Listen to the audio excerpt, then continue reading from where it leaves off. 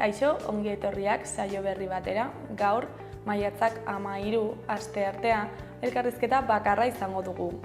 Gaurkoan, hemen platoan Garazi Robles izango dugu, Palestinarekin elkartasuna elkartetik datorrena. Palestinarekin elkartasuna elkarteak manifestazio nazionala deitu du maiatzaren 17rako, larunbaterako. Israelekin harremanak erabat haustea eskatzeko, eta honen inguruan hitz egingo dugu berarekin. Baina elkarrizketa honekin hasi baino lehen goazen ikustera gure betiko edukia.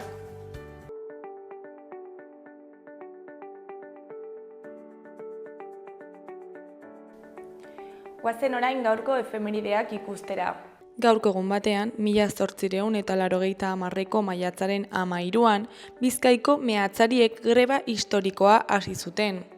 Laorkonera enpresak miatzaren lehenaren protestaren antolaketan parte hartu zuten 5 buruzagi kaleratu zituen, eta horiek berriro lanpostuetan hartzea eskatuz grebara jo zuten langileek. Urte batzuk geroago, 1978ko maiatzaren 13an, Frantziaren historiako greba orokorrik handienetakoa abiatu zuten 10 milioi langileek. 1978ko maiatzean. Aurreko egunetan mobilizatutako Sorbonako ikasleek jasandako errepresioaren aurka herrialdea geldiarazi zuen beharginek. Langile eta irakasleak batu ziren, ekintza batzarrak antolatu zituzten eta honen bestez 1978ko maiatzeko langile frontea zabaldu zuten. Egun berean baina 1977ko maiatzaren 13an, egun beltza Euskal Herrian, amnistiaren aldeko astean, 4 heriotza poliziaren jardunaldiarekin lotuta. Iruñean, Espainiako poliziak lepoan tiro bat jota hil zuen Jose Luis Cano Perez taberna batetik atera eta jipoitu ondoren. Eta bukatzeko 1985ko maiatzaren 13an, helikoptero batetik bomba bat jaurti eta 11 lagun hil zituen Filadelfia hiriko poliziak Ameriketako Estatu Batuetan. MUF izeneko beltzen askapenerako mugimendu ekologistako ekintzaileen eta polizien arteko tiroketan gertatu zen.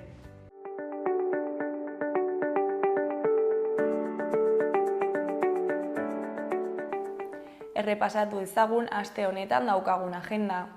Maiatzaren 13an 2 poesia liburu aurkeztuko dituzte Karrikirin. Oiane Zuberoa Garmendiaren Apurkinak eta Iker Aranberri Sarasuaren Baden Berboten liburuak aurkeztuko dituzte, arratsaldeko 7etan. Asteartean baita ere, Zaldiko Maldikon Eklipseak liburua aurkeztuko du Virginia Garziak. Nafar Ateneroarekin elkarlanean antolatu dute jarduera eta egilea bera izango da solasaldian. Arratsaldeko 7:30 Zaldiko Maldikon izango da aurkezpena. Liburu honetan eklipseen prozesu korapilatsuak hizkuntza erraz eta eskuragarrian arituko dituzu. Birtxi Farozainaren eskutik eklipseen sekretu guztiak familian deskubritzeko aukera da. Zergatik gertatzen dira? Nola behatu? Maiatzaren 14an, asteazkena, alde batetik, Miren Agur Meabek Amorante frantsesa aurkeztuko du Iruñean, Karrikiri elkartean, arratsaldeko 7etan. Ima Erreak aurkeztuko du solasaldia. Beste alde batetik, Wiki emakumeok dokumentalaren aurkezpena egingo da Zaldiko Maldikon. Dokumentalak Wiki emakumeok donk taldeak Wikipediako editore taldearen prozesu ikustarazten du. Emakume horiek Wikipedian emakumeen eta gizonen biografien arteko oreka lotzeko egiten duten lana ikustarazten dute. Zaldiko Maldikon aurkeztuko dute, Nafar Ateneroarekin elkarlanean, arratsaldeko 7:30 elkartean. Maiatzaren 15ean, Lehendakariaren alaba liburua izango dute hizpide Zaldiko Maldikoko irakurle taldean. Iñaki Petxarromanen eleberria 2026an hasi eta 2040 arte arrapaladan eramango zaituen thriller azkar bat da. Euskal Herriko politika eta mundu mailako larrialdi klimatikoa uztartzen dituen distopia. Ostegunean baita ere Irrintzi Peñak bertso afaria antolatu du Nerea Ibarzabal eta Julio Soto bertsolariekin. Izen emateak WhatsApp bidez egin behar dira, 606-04-51-57 zenbakian eta bazkide bakoitzak 3 lagun gehiago apunta ditzake. Izen emateko epea maiatzaren 11an da eta afariak €20 balio ditu. Gainera, Zabalguneko Zibiboxean lehenengo aretoan hitzaldi iretsgarria euskaraz. Sarasate pasalekuaren inguruan izango da. Historia eta modernitatea lehenengo irudiaren bidez hiriaren erdiguneko kokaleku horren bilakaeraren errepaso historikoa. Mendeetako historia eta hiriaren konfigurazioa hiriko artxibo ezberdinetan jasotako irudietan. Ostegunarekin bukatzeko kantu eta hitza ekimenaren baitan, Oko Andre Maria plazan arratsaldeko 8etan Ziztada eta Erlantz taldearen kontzertua egongo da. Ziztada eta Erlantz Reggae Club taldea da, 2017an sortua.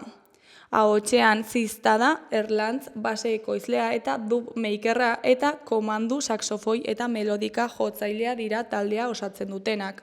Sound System munduan sartzeko grinatik hasi zen proiektua. Ikusita Euskal Herrian ez zela erregistro hau lantzen zuen talde askorik eta are gutxiago euskaraz eta emakume bat protagonistatzat harturik.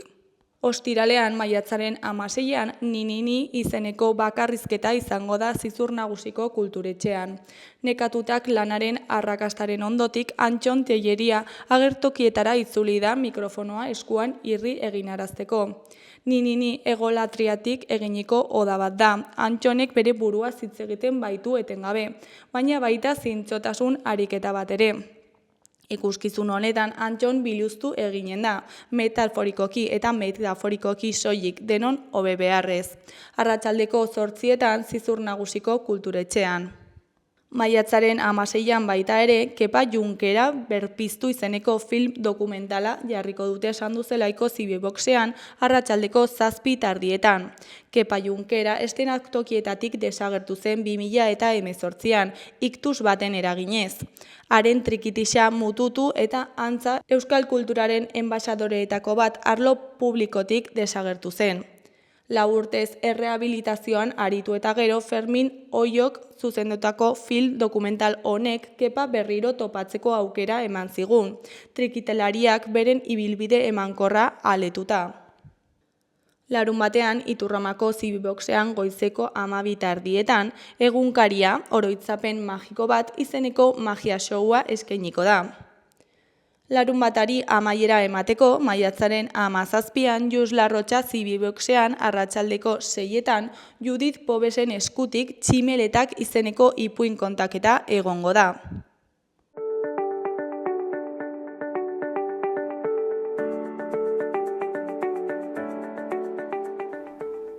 Ikus ditzagun gaurko egunkarien azalak.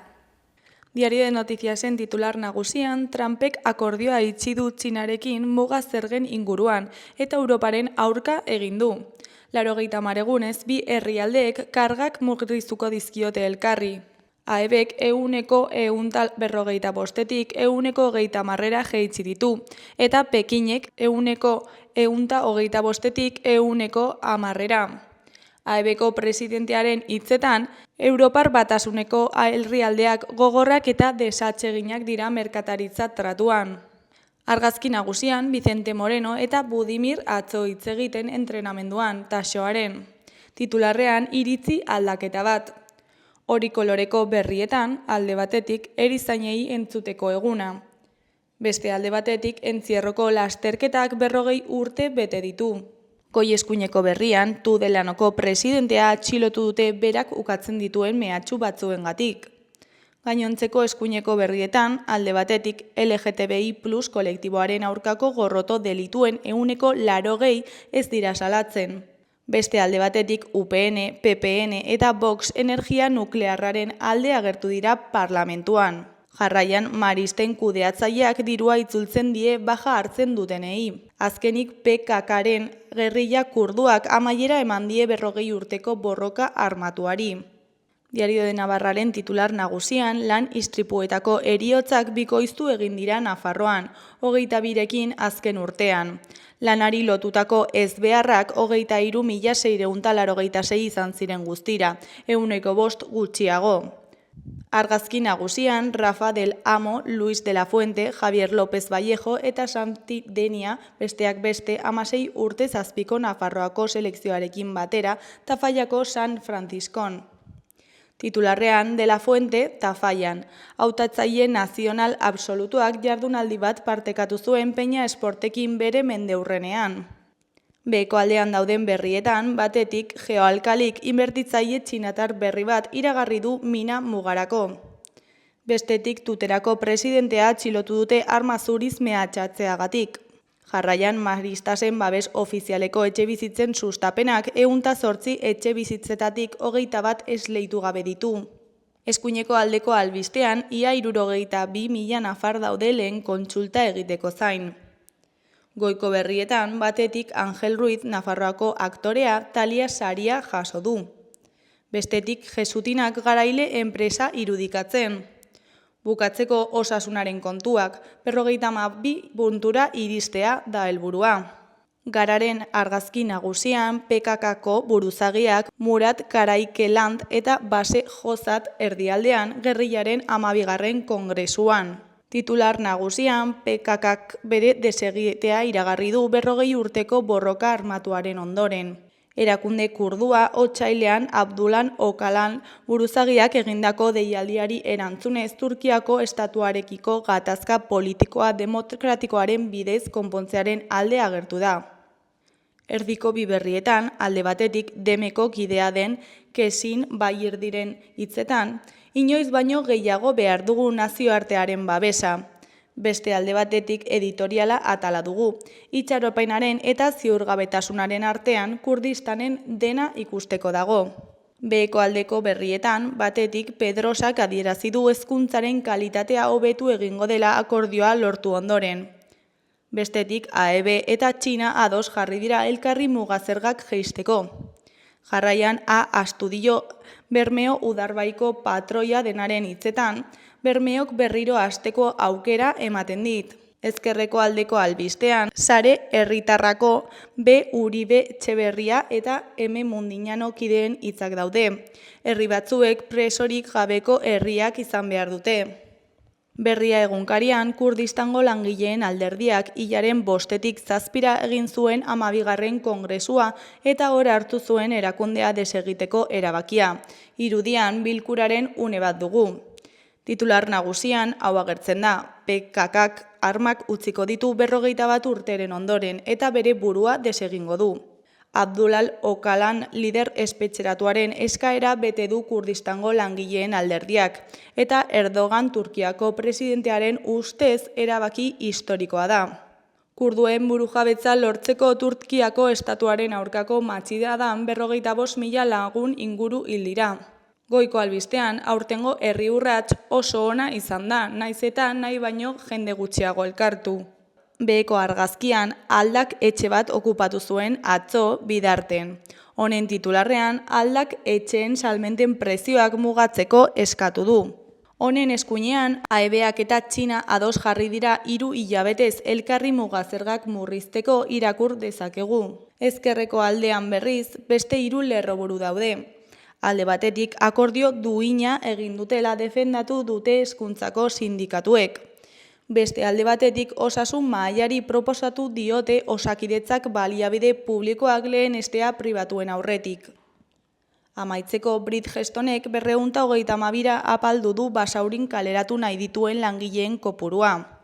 Euskal Herria irratiari dagokionez, titular nagusian, amatasunaz hausnartuko dute amartean zikloan. Amatasunaz mintzatuko eta hausnartuko dute datozen egunetan baztanen. Ikuspuntu eta gai desberdinak landuko dituzte amartean izeneko zikloari esker. Lehen hitzordua gaur da, arratsaldeko 5etan Arizkuneneako hitzaldi gelan. Estitxu Fernandezek amatasunaren inguruko errepasoa izeneko hitzaldia eskainiko du. Eskuineko berrietan, Goikoan Aitor Garraldaren arabera, Nupeko beste irakasleen lan ia berbera egiten dugun arren, klaseak prestatu eta ematerako orduan gure soldata ez da haien 20% ere iristen. Nupeko hezkuntza zamaren 60% bere gain hartzen dute irakasle elkartuek, baina beren soldata ez da inolaz ere gerturatzen duintasunera. Lan hitzarmen negoziaketa abiatu zenean 50% soldata igoera eskatzen zuten, baina azkenean ez da 10%era heldu.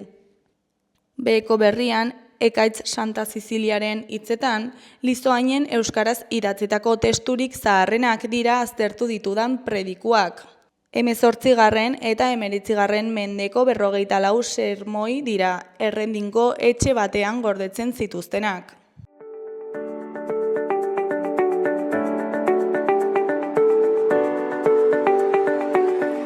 Gaurko eta biharko eguraldiaren iragarpena ikusiko dugu orain. Gaur, asteartean, goiz lasaia izango dugu, baina arratsaldean ez egonkortasuna handitu egingo da. Goizean, hodeiak eta ostarteak izango ditugu eta goizean goiz tanta batzuk edo zaparrada batzuk bota ditzake.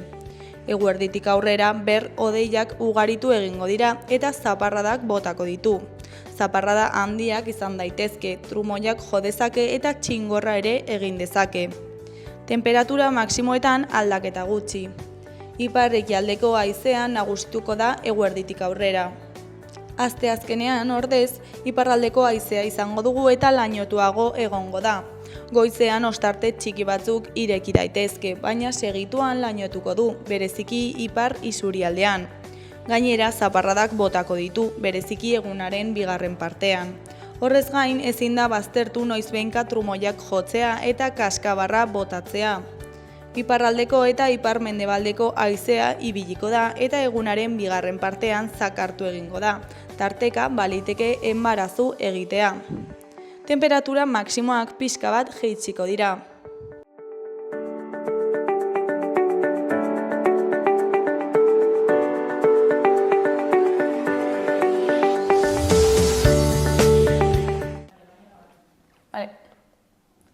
Kaixo, lehen aipatu dugun bezala, orain Garazi Roblesekin gaude, Palestina elkartasunaren elkartetik datorrena. Kaixo, zer moduz? Kaixo, ongi, eskerrik asko. Zuri etortzeagatik. Palestina elkartasuna elkarteak manifestazio nazionala deitu du maiatzaren 17-rako, ezta? Bai. Eta horrekin txartu baino lehen, guazen pixkat hitz egitera elkartearen inguruan. Zer da Palestinarekin elkartasuna, noiz sortu zen, zertarako? Palestinarekin elkartasuna plataforma bat da. 2023ko urrian sortu genuen, momentu horretan Gazako erresistentziak blokeoa hautsi eta ofentsibara pasa zen, eta gero etorri zen Israelen erasoen areagotzea guztiok ezagutzen, edo guztiok buruan dugun basakeriaz, ez? Eta izan zen momentu bat, Palestina guztion ahotan egoten hasi zena, eta ikusi genuen nola ugaritzen ari ziren erresistentzia kriminalizatzen zuten diskurtsoak, Israelen normalizazioa ontzat ematen zuten diskurtsoak, bi aldeak berdintzen zituztenak, eta pixkat elkartu ginen eragile anitzak, nazio mailakoak, lokalak, gaztetaldeak, boikotaren aldekoak, eta bar, pixkat urteetan zehar, Palestinaren aldeko mugimenduak hemen Euskal Herrian zabaldutako kontsentsuak indartzeko. Eta alde batetik argi utzi nahi genuen gatazka honen definizioa zein den, Palestinar herria herri kolonizatu bat da, bere askapenaren alde borrokan ari dena, eta Israel potentzia kolonial bat, beraz, adostasunen artean lehenengo puntua da Palestinar herriaren erresistentzia eskubidea aldarrikatzea, eta Israelen normalizazioaren kontrako jarrera, ez? Eta zentzu horretan, diskurtso ekidistanteetatik aldentzeko nahia. Eta, batzen gaituen bigarren partea edo da pixkatona Euskal Herrira etorrita, zein izan behar den Palestinaren aldeko mugimenduak egin beharrekoa, ez dela ezer berria, da urteetan zehar egin den berdina, sionismoarekin dauden harremanak seinalatzea, konfrontatzea, boikota sustatzea, eta bar. Eta nolakoa da zuen eguneroko lana? Ez dakit hasieratik horrela izan den, aldatu egin duzuen urteetan zehar? Sorrera horretan, erresistentziaren aldeko mezua indartu nahi izan genuen, batez ere mobilizazioen bitartez, eta azkeneko urte honetan zentratzen ari gara Euskal Herritik hemengo agenteek sionismoarekin dituzten harremanak seinalatzean. Kanpaina bat abiatu genuen, iazko azaroan, izena duena Israel desegitera bidean harreman guztiak eten, eta bueno, ikusten duguna da Euskal Herritik badaudela mota askotako harremanak, bai arlo kulturalean, zein kirolekoan, politikoan, komertzialean, militarrean, Israel sostengatzen dutenak, eta bueno, palestinar herriari ekarpena egiteko, hoiek mozteko presioak zentratu behar garela. Zentzu horretan, ulertzen dugu, egon daitekeela joera begiratzeko pixka bat instituzioei, gobernuei, alderdi politikoei, esperatuz, hoiek pausuren bat emango dutela Palestina laguntzeko eta Israel geldiarazteko, baina 77 urtetako kolonizazio, apartheid eta genozidio honek argi utzi du ez dutela inolako borondaterik pausurik emateko, azkeneko urte terdi honek ere zer esanik ez, eta beraz iruditzen zaigu ibilbide horrek ez duela bide luzerik. Eta bueno, Palestinarekiko elkartasuna borroka terminoetan eman behar dela, boikota sustatuz, dauden harremanak eteteko kanpainak martxan jarriz, eta bar. Eta pixkat horretan jarri ginen, duela urte bat, egin dugu kanpaina bat BBVaren eta bestelako Euskal Herriko banketxeek Israelgo sektore armamentistikoarekin dituzten harremanak seinalatzeko eta salatzeko, Gasteizera Maccabi Israelgo saskibaloi taldea etortzekoa zenean kanpaina bat abiatu genuen partida bertan bera geratu zedin exigitzeko, eta bueno, Lizarran ere bai etortzekoa zen, bueno, azkeneko urteetan etorri izan da Israelgo txirrindularitza talde bat herrira, eta bueno, beste eragile batzuekin batera lanean jarri ginen hori aurten horrela izan etzedin, eta bueno, esan behar da, kanpaina horita gero taldea ez dela Lizarran egon, eta bueno, berriki txosten bat atera dugu ere bai, azkeneko urteetan publiko egiten joan diren informazio batzuk bilduz, Euskal Herriko enpresa, instituzio eta barrek Israelekin dituzten harremanen inguruko informazioa bilduz. Osa, lorpenak izan dituzue. Bueno, gutxi batzuk, gutxienez, ez? Bai, argi dago ez dela nahikoa, eta bueno, kanpaina honen helburua, lorpen txiki horiek garrantzitsuak dira, baina bada baita ere eztabaida bat piztea, zein izan behar den pixkat gure papera hemen Euskal Herritik, ez jakinda nola sostengatzen den Israel inguruan ditugun agente ezberdinen partetik, eta bai, lorpen txiki handi, ez dakit, horietatik haratago uste dugu balio izaten ari dela, eztabaida pixkat pizteko, bai. Eta jendeak nola erantzuten du, adibidez, Lizarrako txirrindulari, ez dakit, antolakuntzakoek, nola erantzuten momentuan zuek haiekin kontaktuan jartzerakoan? Ez dakit sartu naiteke asko hori kontatzera, baina bueno, hau moztu. Herritarren harrera oso ona izan zen, sinadura bilketa bat jarri zen martxan, eta txirrindula munduko 70 pertsonak baino gehiagok sinatu zuten.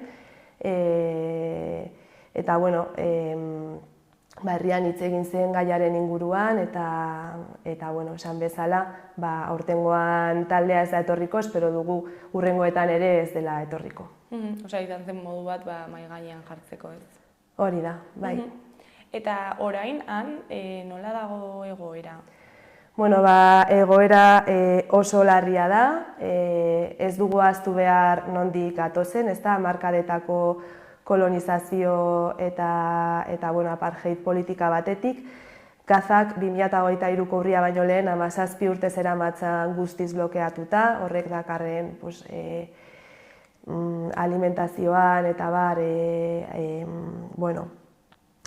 eta zapalkuntza orokorrarekin, baina 2023ko urriaz geroztik egoera izugarri okertu da, genozidio telebisatu bat ikusten ari gara, ez, gure pantailetan, eta datu ofizialak 60.000 hildako hitz egiten duten arren, askoz gehiago direla kalkulatzen da, 300.000 baino gehiago ere izan daitezke, 2,5 milioi desplazatu egon dira, azpiegituren suntxiketa, mota guztietako azpiegiturena, gosea arma gisa erabiltzen ari dira, eta bueno, oraintxe bertan, are larriagoa da oraindik, Israelek berriki onartu du Gaza militarki okupatzeko plana, eta adierazi dute garbiketa etnikoa burura eramateko asmoa dutela. Eta, bueno, ezin dugu ahaztu ezta ere Zisjordaniaren egoera, Zisjordanian ere asko areagotu da Israelen erasoa, presoen kopurua asko hazi da, 2023 baino lehen 5.000 inguru ziren, orain 7.000 baino gehiago dira, 40.000 desplazatu baino gehiago egon dira, erasoak etengabeak dira errefuxiatu kanpamenduen kontra, Zisjordaniako azpiegituren kontra, kolonizazioan sakontzen ari dira, gerozta kolonia gehiago eraikitzen, eta bueno, horrela dago egoera. Eta haiekin kontaktuak zaudete, hango jendearekin? Bueno, gu ez gaude kontaktuan harremanetan, egia da hori ez dela beharrezkoa jakiteko zein den egoera oraintxe bertan, esan bezala pantaila guztietan ikus dezakegulako zer ari den gertatzen. Badaude eragileak horretan lan egiten ari direnak, adibidez Bedez eta Nafarroak harremana du Gaza iparraldeko ospitale bateko buruarekin eta bere testigantzak hona ekarri izan ditu. Eta, bueno, errepikatzen dut egoera oso larria dela, Gaza erabat blokeatua dago, ez dago elikagairik, ez dago elektrizitaterik, konbustiblea bukatzen ari da, jendea bombardeketaz hiltzen ari da, baina baita ere gosez, egarriz eta gaixotasunengatik. Eta testuinguru politiko eta soziala zein da pixka bat? Bueno, ulertu behar dugu guzti honek eztanda egin baino lehen, Israel geroz eta normalizatuago zegoela mundu mailan eta bereziki eskualdean, sinatu berri zituela hainbat akordio harremanak normalizatzeko eskualdeko herrialdeekin, eta baten zuet Palestinar herria ahanztura batean erortzen ari zela, eta bueno, gutxinaka desagertzera bidean zegoela, ez? Eta, bueno, testuinguru horretan eman zen 2023ko urriaren 7. Gaur egun ikusten dena da mendebaldea zeinen loturik dagoen Israelekin, ezta?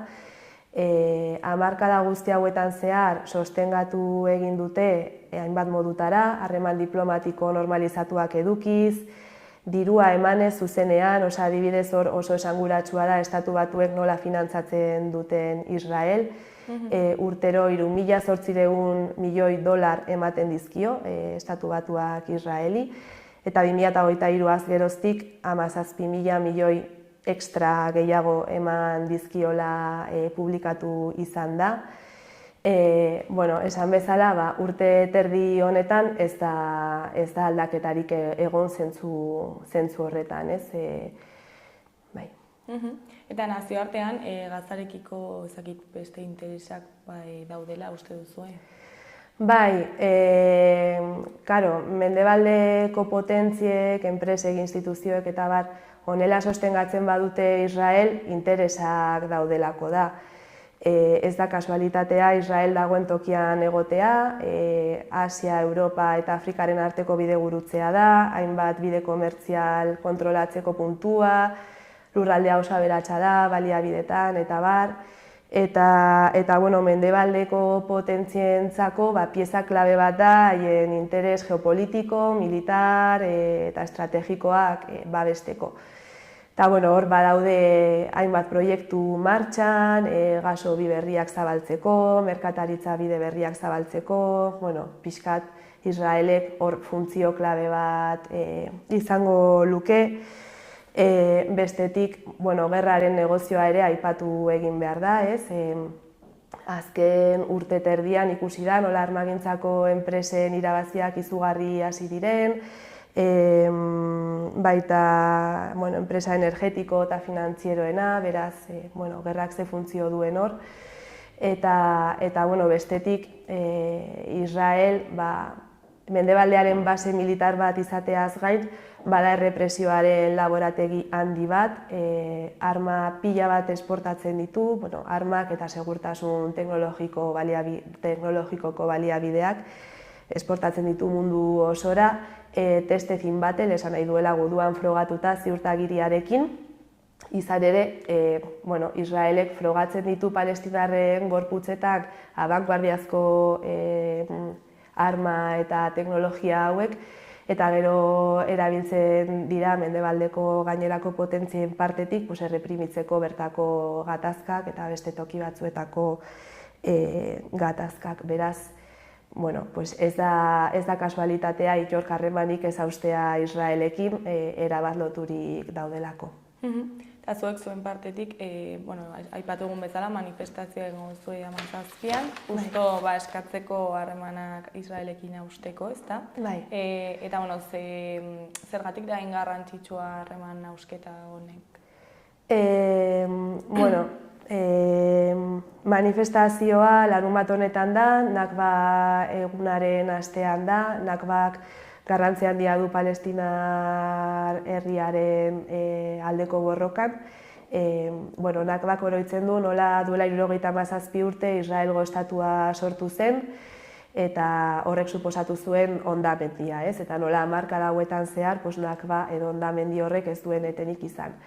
Orduan, alde batetik Palestinar herriaren aldarrikapen historikoak zabaldu nahi ditugu, deskolonizazioa, presoen askatasuna, errefuxiatuen itzulera, eta bestetik, zuk esan bezala, guzti horiek lortzeari begira egin aldiogun ekarpena zein den pixka reforzatzen saiatu.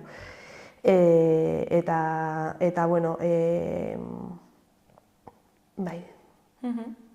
Eta nori egiten diozue eskaera, ez dakit, herritarrei, enpresei, gobernuari, gobernu zentralari ez, nazionala da manifestazioa? Bai, uste dugu gobernuak, enpresak eta ez dutela borondaterik Israelekin hausteko, esan dugun bezala, eta aldarrikapen hau gainera ez da berria, harremanak eteteko aldarrikapena, Israelen sorreratik bai gainean egon den borroka bat da, eta berez eta boikotak, desinbertsioak eta zigorra kanpainak 20 urte daramatza hau aldarrikatzen, eta argi ikusi da ez dagoela borondaterik, ez bada presio handi baten eraginez harreman horiek hausteko. Beraz, guk interpelatzen ditugunak herritarrak dira, antolatzeko deia egiten dugu, presioarekin jarraitzeko deia, eta iruditzen zaigu ere bai, gobernuetaz eta alderdietaz ari garenean, kontu zibili bar garela aurpegi garbiketa saiakerekin, eta aipatu duzu gobernu zentrala edo Espainiako gobernua horren adibide argia dela uste dugu.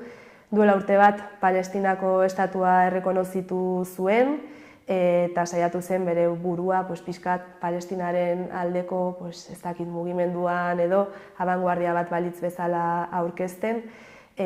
Urte bat geroago argi dago horrek ez duela balio izan Palestinaren egoera hobetzeko eta Israel geratzeko. Haiek ere oso ondo adierazi zuten momentu horretan, haien asmoa ez zela Israelen kontra egitea, Israelekin harreman onak mantentzen jarraitu nahi zutela, eta keinu simboliko eta zaratago, benetan desinbertsioak, santzioak, zigorrak, harreman etetea nola egiten ari ez diren gauza argia da, ez? Azkeneko astean ere bai, eten omen du Israelgo armagintza enpresa batekiko kontratua, baina hori ere berdin irakurtzen dugu, ez? Badakigu 2023az geroztik 13 kontratu gutxienez sinatu izan dituela Israelgo sektore armamentistikoarekin, eta prentsan irakurri da 56 kontratu izan ditzakeela guztira. Hortaz, uste dugu instituzioak, alderdiak ezin ditugula hartu Palestinarekiko elkartasunaren abanguardiatzat, hitz politak izan ditzakete, baina haien erantzunkizuna izugarria da Israelek egiten ari duen guzti honetan, eta ez dira haien esku dagoena egiten ari. Hortaz ezin dugu ezkutatu erantzunkizun hau, eta bueno, gainera haiei begira egoteak edo bai, aurpegi garbiketa saiakera hauek izan daitezke modu bat deslegitimatzeko haiekiko konfrontazioa bilatzen duten Palestinaren aldeko sektoreak. Beraz, bueno, zentzu horretan ez dizkiegu eskaerak zuzentzen eta ez gaude haiei begira, seinalatzeko momentua dela uste dugu, presioan sakontzekoa. Osa, modu praktikoan berez ez dute deus egin, ez? Hori da, bai. Eta nola uste duzu izango dela jendearen harrera manifestazioari begira? Bueno, Euskal Herrian mobilizazio oso jendetsuak egiten dira Palestinaren alde, eta azken urte erdian zer esanik ez, Palestinaren alde eta sionismoaren kontra. Beraz uste dugu harrera ona izango duela, mobilizatzeko beharra badagoelako. Eta Nafarroako gizartean nola ikusten duzu gai honekiko? Bueno, mobilizazio asko ematen ari dira, jende antolatzen ari da, asteartero egiten dituzte mobilizazioak bedezetako kideek, Carrefourren aurka ere bai hilabetean behin kontzentrak egiten dira, horretaz gain, hainbat herri eta auzotan ere bai, astero edo hilabetero ateratzen dira kalera, ikastetxeetan, osasun etxeetan, badago martxan ere bai CAF dela, Jerusalem eta kolonia sionistak batzeko lanetan ari den enpresa euskaldun bat, horren kontrako kanpaina bat ere badago martxan, bedezetaren partetik, eta uste dugu kontzientzia handia dela eta antolakuntza areagotzen ari dela, beraz bide bat egiten ari garela. Eta manifestazio honetaz, zer da espero duzuena? Bueno, espero dugu balio izatea, antolakuntza eta borroka termino horiek bultzatzen jarraitzeko, harremanak etetearen alde presioa egiten jarraitzeko beharra mahai gainean jartzeko, boikota bultzatzeko, eta hori, mundu guztian animatzen dugu antolatzen jarraitzera eta manifestazioetan parte hartzera. Garazila bukatzeko, ez dakit zerbait gehiago komentatu nahi duzu, jendeari zerbait esan? Mundu guztia gonbidatzea gaurko Nakbako mobilizazioan parte hartzera bedezetak ditu duena, eta larunbatean Iruñako kaleak hartzera, Palestinaren aldeko aldarrikapenak eta sionismoaren eta bere konplizeen aurka antolatzen jarraitzeko. Eta gogoratzearren, gaurko manifestazioa non izango da, zer ordutan eta larunbatekoa baita ere? Bueno, gaurkoa esan bezala bedezetak deitzen du, 6:30 abiatuko da Udaletxe plazatik, eta larunbatekoa 12:30 Golen Baiona zinemetatik. Primeran Garazi, mila esker gurera etortzeagatik, egoera inondo azaltzeagatik, baita zuen elkartea ere, eta ea zer moz joan den maiatzaren 17ko manifestazioa. Eskerrik asko zuei gonbidatzeagatik. Onda segi. Agur. Vale.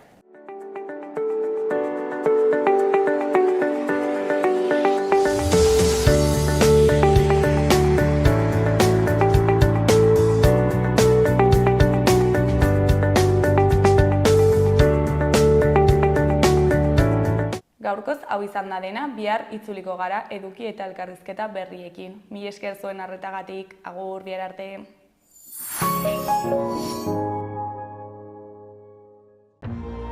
Gobierno de Navarra. Nafarroako gobernua.